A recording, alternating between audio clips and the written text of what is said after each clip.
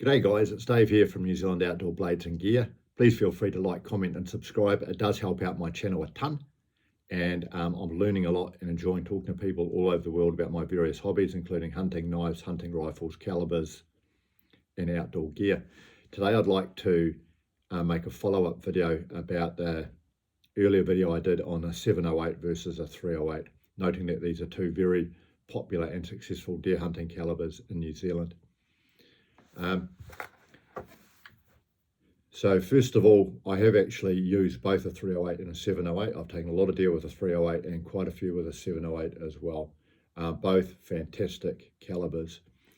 One little bit of context about the two calibers is they come from the same parent case, of course. The reason it's called a 7mm08 is it's a 308 neck down to 7mm. So one's firing a 7.62mm bullet, which is a 308, and the other one is firing a 7mm bullet, which is a 7mm. What's one difference between the two?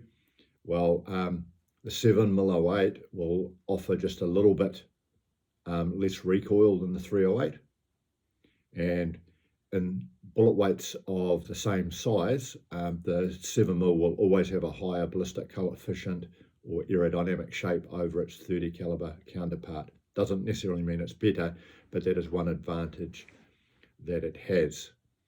The 308, however, because it's got a wider bullet type, will offer a greater level of energy transfer on a deer when it hits the deer at the closer ranges. However, what's the difference between the two? Well, actually not a hell of a lot. And I'll just talk through this in a little bit more detail.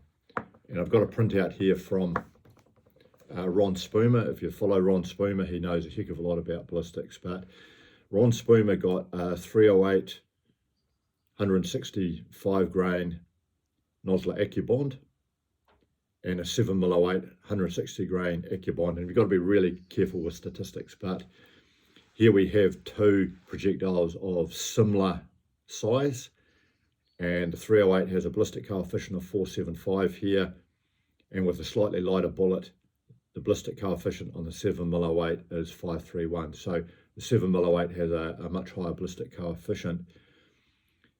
In this case, both rounds were zeroed 2 inches high at 200 yards, and at 300 yards, the 308 has dropped 5.6 inches below zero, and the 708 has dropped 5.2 inches below zero. So not a heck of a lot of difference, and the muzzle energy at 300 yards is almost identical. Out to 600 yards, the 708 has dropped 78 inches and still retains 1,049 foot-pounds, and the 708 has dropped 74 inches and retains 1,133 foot-pounds.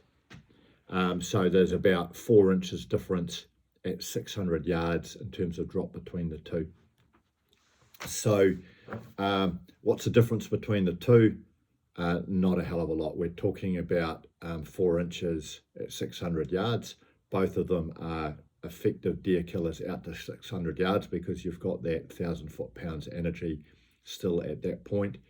If you own a 308 or a 708, you don't have to trade it in on another rifle. It's still doing fine. At longer ranges, the 7mm's got some minor ballistic advantages, but then some people who shoot 30 cal will tell me that the 30 cal with a heavier bullet type can also get a higher ballistic coefficient and do very well at long range as well. So I've got to be very careful with statistics, but what can I say? They're both fantastic calibers, and I'd actually be more interested in the fact that myself and yourself could actually shoot the rifle they're using effectively rather than worrying about 4 inches. So what can I say? Both great calibers. Love to hear from you. Have a great day. Cheers.